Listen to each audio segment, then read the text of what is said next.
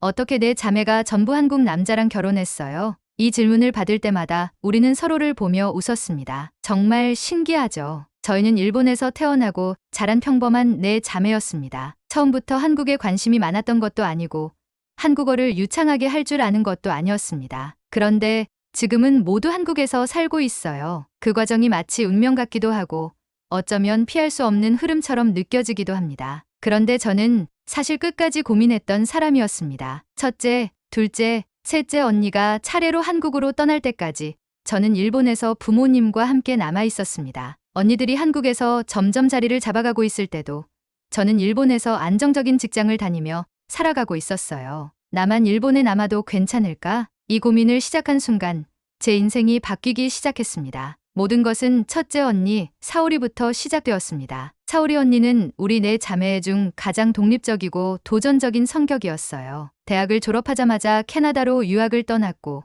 그곳에서 원준 오빠를 만났습니다. 사오리, 너 남자친구 생겼다며? 부모님도 처음엔 무심하게 넘겼어요. 그런데 상대가 한국 남자라고 하자 분위기가 달라졌습니다. 한국 남자, 일본이랑 문화 다를 텐데 괜찮아? 그런 건 사귀면서 배우면 되지. 언니는 씩 웃으며 대답했습니다. 언니는 항상 당당한 사람이었고 결국 부모님의 걱정을 무릅쓰고 원준 오빠와 결혼을 결정했어요. 그렇게 해서 우리 가족은 처음으로 한국을 방문하게 되었습니다. 저는 사실 한국에 가기 전부터 살짝 설렜어요. 어릴 때부터 한국 드라마를 좋아했고 K-POP도 즐겨 들었거든요. 하지만 좋아하는 것과 직접 살아보는 것은 전혀 다른 이야기잖아요. 그런데 막상 한국에 도착해보니 기대했던 것보다 훨씬 더 대단한 나라였어요. 인천공항부터 충격이었어요. 도쿄 나리타 공항보다 훨씬 크고 현대적이었어요. 서울은 더했습니다. 높은 빌딩과 화려한 야경, 활기 넘치는 거리들. 일본과 비슷한 듯 하면서도 완전히 달랐습니다. 한국이 이렇게 발전했어. 아버지도 놀란 눈치였어요. 하지만 무엇보다 가장 놀라운 건 사오리 언니가 한국에서 정말 행복해 보인다는 거였어요. 언니는 원준 오빠의 가족과 정말 잘 지내고 있었어요. 원준 오빠의 부모님은 우리를 따뜻하게 맞아주셨고 이제 우리는 한 가족입니다 라고 힘껏 손을 잡아주셨어요. 그 모습을 보면서 처음으로 생각했어요. 한국이라는 나라 꽤 멋진 곳일지도 몰라. 하지만 그때까지만 해도 저는 그냥 언니의 인생을 바라보는 관찰자일 뿐이었어요. 첫째 언니가 한국에 정착한 후 얼마 지나지 않아 둘째 언니 미유키도 한국 남자를 만나버렸어요. 미유키 언니는 감성적이고 로맨틱한 사람이었어요. 여행을 좋아해서 친구랑 한국에 놀러 갔다가 거기서 우연히 경민 오빠를 만나게 되었어요. 미유키, 너도 한국 남자랑 결혼하겠네? 제가 장난스럽게 말했을 때 언니는 웃으며 대답했어요. 그럴 수도 있지. 그런데 진짜 그렇게 될 줄은 몰랐어요. 한국에서 여행 중이던 언니는 경민 오빠를 만나고 다시 한국에 가고 싶다고 말하기 시작했습니다. 그리고 몇 달 뒤 결국 언니도 한국으로 떠났어요. 이제 일본에 남은 자매는 둘뿐이었어요. 리카 언니, 설마 너도 한국 가는 거야? 셋째 언니, 리카는 현실적이고 신중한 성격이었어요. 그런데 그런 언니마저 한국 지사 근무를 지원했고 결국 한국으로 떠나게 됐어요. 회사에서 기회가 생겼는데 안 갈 이유가 없잖아. 리카 언니는 그렇게 말했지만 저는 점점 불안해졌어요. 이제 일본에 남은 건 저 하나뿐이었어요. 언니들이 떠난 뒤 부모님도 종종 이런 말을 하셨어요. 유이야, 너라도 일본에 남아줘야 하는 거 아니야? 나 아직 아무 계획도 없는데. 그렇지만 사실 저도 점점 고민이 많아졌어요. 언니들이 하나둘씩 한국에서 행복한 가정을 꾸리는 걸 보면서 저는 일본에서 점점 더 외로움을 느끼기 시작했어요. 그리고 그때 인생을 바꿀 만남이 찾아왔어요. 리카 언니가 결혼할 때 저는 다시 한국을 방문하게 되었어요. 그리고 그 자리에서 경상 오빠를 소개받았어요. 안녕하세요.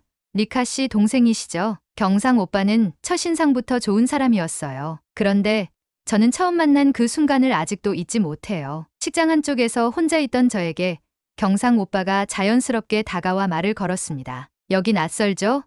저도 예전에 일본 갔을 때 그랬어요. 그 말 한마디가 이상하게 마음에 와닿았어요. 저는 일본에서 점점 더 외로움을 느끼고 있었어요. 그런데 한국에서 누군가가 제 마음을 이해해 주는 것 같았어요. 그때부터 경상 오빠와 자연스럽게 연락을 주고받게 됐고 저는 조금씩 한국이 더 가까운 나라처럼 느껴졌어요. 그리고 어느 날 문득 이런 생각이 들었어요. 나도 한국에서 살아볼까? 처음엔 사오리 언니 혼자 한국에 갈 줄 알았어요. 그런데 어느새 우리 가족 모두 한국과 연결되어 있었어요. 부모님도 처음엔 걱정하셨지만 결국 저에게 말해주셨어요. 그래, 너희가 행복하면 됐다. 그리고 저는 결심했어요. 나도 한국에서 살아보겠다고. 이제 진짜 이야기는 시작이에요. 한국에 가겠다고 결정한 순간 가슴이 두근거렸습니다. 하지만 막상 비행기에 올라탄 뒤엔 머릿속이 복잡해졌어요. 내가 과연 한국에서 잘 살 수 있을까? 일본에서 평생을 살아온 제가,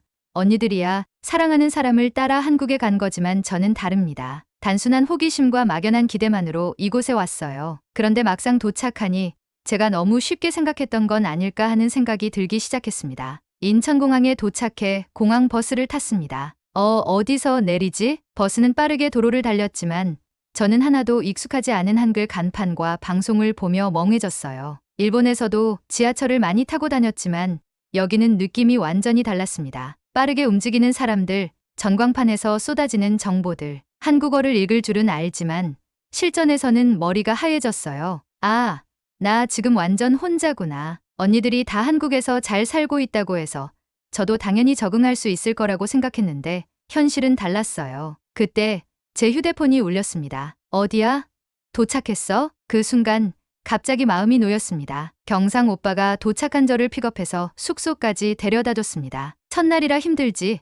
일본이랑 많이 다를 거야. 그 말처럼 한국에서의 생활은 일본과 많이 달랐어요. 먼저 빨리빨리 문화에 적응하기가 어려웠어요. 일본에서는 뭘 하든 신중하게 천천히 진행하는 편이었어요. 그런데 한국은 뭐든지 빠르게 처리하려는 분위기였습니다. 카페에서 커피를 시켜도 1분 만에 나왔고 식당에서도 주문하면 거의 바로 음식이 나왔어요. 경상 오빠가 저한테 유이야, 한국에서는 밥 먹을 때 핸드폰 만지면 안 돼. 금방 다 먹고 일어나야 돼. 라고 했던 게 인상적이었어요. 일본에서는 밥을 천천히 먹고 대화하는 게 자연스러웠는데 한국에서는 사람들이 식사 속도가 훨씬 빨랐어요. 그리고 직접 말해야 하는 문화도 적응하기 어려웠습니다. 일본에서는 가게에서 점원이 먼저 다가와서 도움이 필요하시면 말씀하세요 라고 하지만 한국에서는 손님이 직접 저기요 하고 불러야 했어요. 처음엔 너무 부끄러워서 조용히 앉아 있었는데 경상 오빠가 웃으며 말했어요. 유이야, 여기선 가만히 있으면 아무도 안 와. 한국에서는 직접 불러야 해. 그 후로 저는 조금씩 용기를 내서 저기요 라고 불러보기 시작했어요. 또 사람들의 직설적인 표현은 당황스러웠습니다. 일본에서는 뭔가 부탁하거나 거절할 때 돌려 말하는 경우가 많아요. 그런데 한국에서는 다이렉트로 안 돼요. 이건 좀 그래요. 같은 표현을 듣는 일이 많아 처음엔 당황했어요. 회사에서도 친구들도 원하는 걸 확실하게 말하는 게 자연스러웠어요. 처음에는 그게 차갑게 느껴졌지만 나중에는 오히려 솔직해서 편하다고 느껴졌어요. 이렇게 하나씩 배워가면서 저는 점점 한국 생활에 익숙해지고 있었습니다. 한국에 온 후 저는 일본 기업의 한국 지사에서 일하기 시작했습니다. 그래도 일본 회사니까 조금은 익숙하지 않을까? 그렇게 생각했지만 직장에서도 예상치 못한 문화 차이가 많았습니다. 일본에도 회식이 있지만 한국은 분위기가 훨씬 강했습니다. 상사가 한 잔 받아 라고 하면 거절하기 어려웠고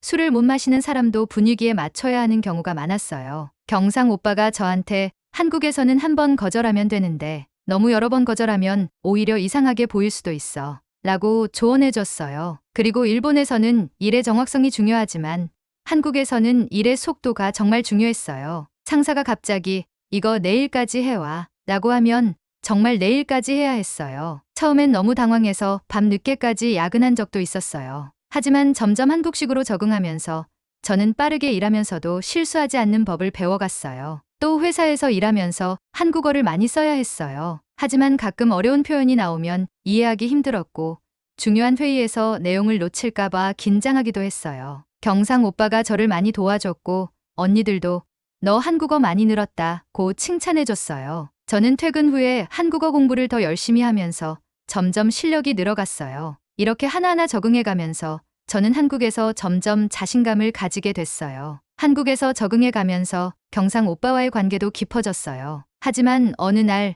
우리는 처음으로 크게 싸웠습니다. 유이야, 요즘 너무 바빠 보여. 괜찮아? 응, 괜찮아. 그냥 회사 일이 많아서. 그럼 다음 주에 부모님 뵈러 갈래? 저는 순간 당황했어요. 부모님? 경상 오빠는 저를 진지하게 생각하고 있었어요. 그런데 저는 아직 한국에서의 삶이 완전히 안정되지 않았다고 느꼈어요. 조금만 더 기다려줄 수 있어. 그 말이 경상 오빠에게는 서운하게 들렸나 봐요. 너 한국에서 살겠다는 거 확실한 거야?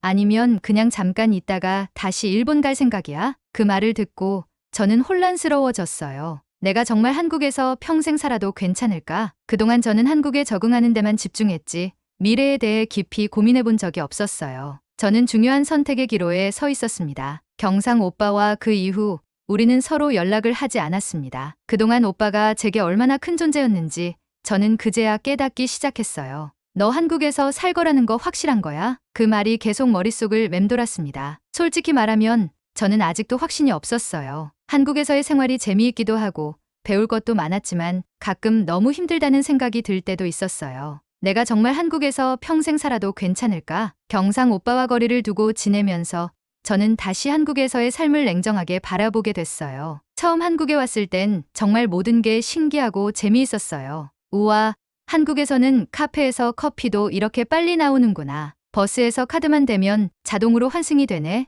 일본은 아직 안 되는 곳도 많은데 하나하나가 새롭고 작은 차이마저도 흥미로웠죠. 하지만 그게 전부는 아니었어요. 처음에 설렘이 사라지고 나니 한국에서 외국인으로 살아간다는 게 어떤 의미인지 점점 더 크게 다가오기 시작했어요. 유희 씨, 회의 시작할게요. 회사에서 매주 열리는 팀 회의. 저는 늘 긴장된 마음으로 노트를 펼쳤어요. 이번 프로젝트 일정이 촉박하니까 A팀이랑 협력해서 진행하는 게 좋을 것 같습니다. B팀 쪽 의견은 어떤가요? 다들 자연스럽게 대화를 주고받았지만 저는 제대로 이해하지 못한 채 멍해졌어요. A팀, 협력, 일정이 촉박하다고 머릿속에서 한 단어를 해석하는 동안 회의는 이미 다음 주제로 넘어가 있었어요. 이건 중요한 내용 같은데 한참을 고민하다가 용기를 내서 물어봤어요. 저기 아까 말씀하신 부분이 정확히 어떤 의미인지 다시 한번 설명해 주실 수 있을까요? 그러자 팀원 중 한 명이 살짝 미소를 지으며 말했어요. 아, 유희 씨 이해 안 됐어요? 그러니까 그렇게 다시 설명을 듣긴 했지만 순간 분위기가 살짝 달라진 걸 느꼈어요. 아, 나 때문에 회의가 길어졌구나. 한숨이 나왔어요. 이게 내가 일본에서 일할 때였으면 이런 고민 안 해도 됐겠지. 그 생각이 머리를 스치고 지나갔어요. 회의가 끝난 후 상사인 김 부장님이 저를 불렀어요. 유희 씨, 아까 회의 때 말인데, 혹시 내가 이해 못한 것 때문에 혼나는 걸까? 걱정하며 상사 앞에 서자 그는 다정하게 웃으며 말했어요. 그런데 유희 씨, 너무 조심스럽게 말하는 것 같아요. 네, 아까 의견 얘기할 때 제 생각에는 아마 그렇게 하는 것도 좋을 것 같습니다라고 했죠. 아, 네. 한국에서는 그렇게 말하면 사람들이 확신이 없다고 생각해요. 저는 순간 당황했어요. 일본에서는 이렇게 말하는 게 기본인데 상사는 계속 말했어요. 일본에서는 겸손한 태도가 중요한 거 잘 알아요. 그런데 한국에서는 자기 의견을 확실하게 말해야 신뢰를 받습니다. 다음에는 이 방법이 좋습니다. 하고 단호하게 말해 보세요. 저는 연신 고개를 끄덕이며 자리로 돌아왔지만 머릿속은 복잡했어요. 이건 일본에서도 안 배운 거야. 내가 과연 한국에서 완벽하게 적응할 수 있을까? 그날 저녁 퇴근하고 집으로 가는 길이었어요. 그런데 길을 걷다가 편의점 앞에서 우연히 한 아주머니와 눈이 마주쳤어요. 그분은 갑자기 다가와 저에게 말을 걸었어요. 어머, 일본 분이세요? 네. 아, 네, 맞아요. 아, 일본에서 오셨구나. 한국은 어때요? 살만해요? 이 질문 벌써 몇 번째인지 모르겠어요. 네, 좋아요. 근데 한국어 정말 잘하시네요. 칭찬이었지만 마음이 묘하게 불편했어요. 내가 일본인이라는 걸 몰랐다면 이런 질문을 했을까? 저는 한국에서 살면서 계속 외국인이라는 걸 의식해야 했어요. 시장에서도 편의점에서도 택시를 탈 때도 언제나 제 정체성은 한국에서 사는 일본인으로 불렸어요. 나는 여기서 영원히 일본인으로 남을 수밖에 없을까? 그 질문이 머릿속을 떠나지 않았어요. 며칠 동안 연락이 없던 경상 오빠가 먼저 문자를 보냈어요. 우리 이야기할 수 있을까? 저는 고민 끝에 오빠를 만났어요. 오빠, 미안해. 그때 내가 너무 갑자기. 아니야, 나도 생각을 많이 해봤어. 오빠는 한숨을 쉬며 말을 이었어요. 유희야, 나는 내가 행복하게 살았으면 좋겠어. 그런데 너는 아직도 망설이고 있는 것 같아. 저는 아무 말도 하지 못했어요. 너 한국에서 살 거야? 아니면 결국 일본으로 돌아갈 거야? 오빠의 표정은 진지했어요. 나는 유희가 행복했으면 좋겠어. 그런데 너는 아직도 마음을 정하지 못한 것 같아서 저는 머릿속이 복잡해졌어요. 오빠는 내가 일본에서 살겠다고 하면 어떻게 할 거야? 그 순간 오빠의 얼굴이 굳어졌어요. 솔직히 가지 말라고 하고 싶지만 너가 그렇게 선택한다면 난 너의 선택을 존중하고 응원해. 우리 가족도 다 여기 있고 내 직장도 여기 있고 나는 한국에서 계속 살고 싶어. 오빠는 눈을 피하지 않았어요. 그런데 유이는 아직 한국에서 완전히 자리 잡겠다는 확신이 없어 보여. 다시 잘 생각해봐. 그 말에 저는 아무 대답도 할 수 없었어요. 정말로 한국에서 살아야 할까? 아니면 일본으로 돌아가야 할까? 그날 밤 저는 소영 씨와 술을 마시면서 고민을 털어놨어요. 소영 씨, 나 한국에서 계속 살아야 할지 모르겠어. 그러자 소영 씨가 웃으며 말했어요. 유이 씨, 나는 한국에서도 자주 그런 고민해요. 가끔은 여기서 계속 살아야 할까? 다른 나라에 가볼까? 하고 고민하는 게 당연한 거잖아요. 저는 집에 가는 길에 경상 오빠에게 전화를 했어요. 오빠, 나 아직 완벽하진 않지만 그래도 한국에서 한 번 더 도전해 볼게. 고마워, 유이야. 이제 제 선택은 정해졌어요. 그날 이후 제 마음은 조금씩 편해지기 시작했어요. 한국에서의 삶을 완전히 받아들이기로 한 후 저는 부모님께도 솔직하게 말씀드려야겠다고 생각했어요. 엄마, 아빠, 나 한국에서 계속 살려고 해요. 잠시 정적이 흘렀어요. 그래? 아버지의 목소리는 담담했어요. 응, 처음엔 잠깐 살아보려고 했는데 이제는 여기서 내 자리도 찾아가고 있고 오빠랑도 진지하게 미래를 생각하고 있어. 어머니는 한숨을 쉬더니 조용히 말씀하셨어요. 내가 결정한 거니까 우리는 존중할게. 하지만 솔직히 말하면 조금 서운하기도 해.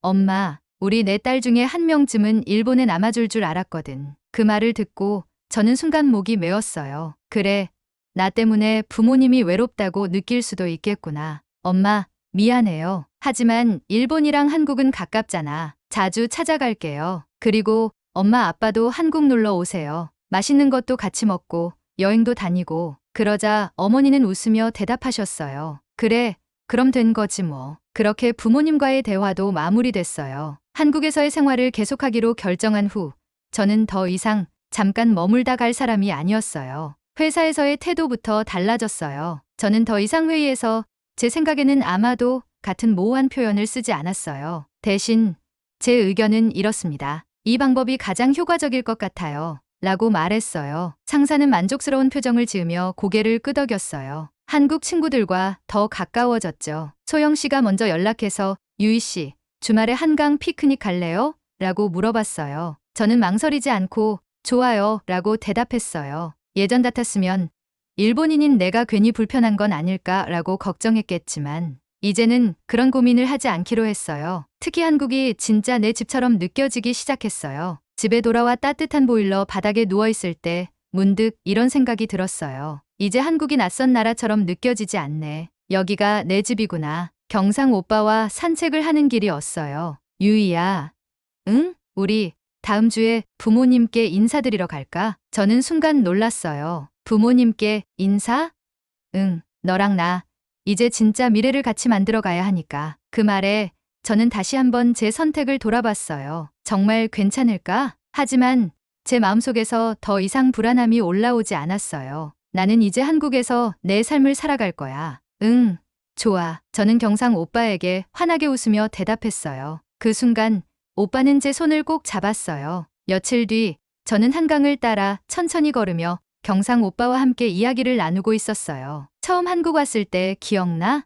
그럼. 버스에서 안내방송도 못 알아들어서 내릴 곳 놓칠 뻔했잖아. 오빠는 피식 웃으며 말했어요. 그때랑 비교하면 진짜 많이 변했다. 이제는 길도 척척 잘 찾고 한국어도 완전 자연스럽고. 저는 하늘을 올려다보며 깊게 숨을 들이마셨어요. 그러게, 예전에는 한국이 낯설었는데 이제는 그냥 편해. 그럼 이제 한국이 내 고향이야? 오빠가 장난스럽게 물었어요. 저는 잠시 생각하다가 살짝 미소 지으며 대답했어요.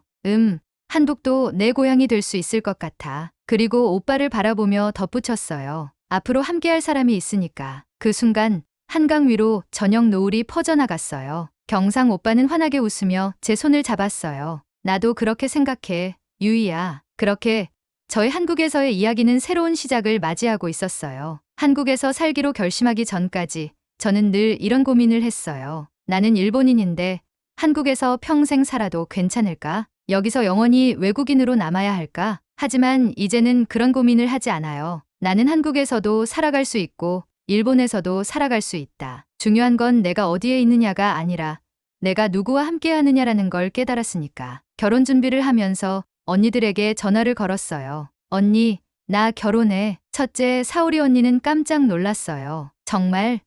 유이 너도 한국에서 결혼하는 거야? 응.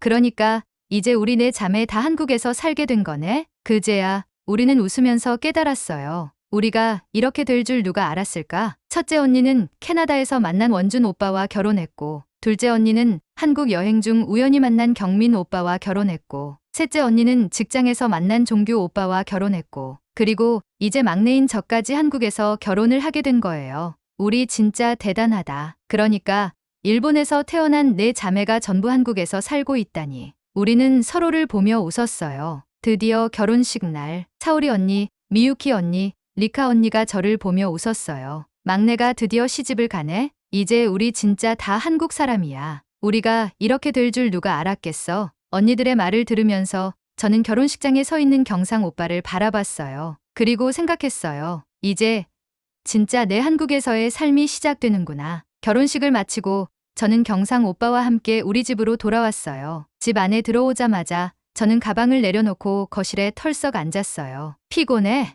오빠가 웃으며 물었어요. 저는 잠시 생각하다가 하늘을 올려다보며 깊게 숨을 들이마셨어요. 응. 그런데 기분 좋아. 그래? 응. 이제 여기가 진짜 내 집 같아. 저는 천천히 거실을 둘러봤어요. 이제는 한국이 낯선 나라처럼 느껴지지 않았어요. 이곳이 내 고향이 되었어요. 처음에는 그저 언니들을 따라왔던 한국이었어요. 하지만 어느새 저는 이곳에서 사랑하는 사람을 만나고 제 삶을 만들어가고 있었어요. 이제 우리 네 자매는 모두 한국에서 가정을 이루었어요. 그리고 저는 여기서 행복해요. 한국에서 만나게 된 모든 인연들, 그리고 이곳에서 만들어가는 삶. 이제는 내 것이 되었어요. 여러분 오늘 이야기 어떠셨나요? 마음에 드셨다면 좋아요와 구독 부탁드립니다. 여러분의 응원이 영상 제작에 큰 도움이 됩니다. 감사합니다.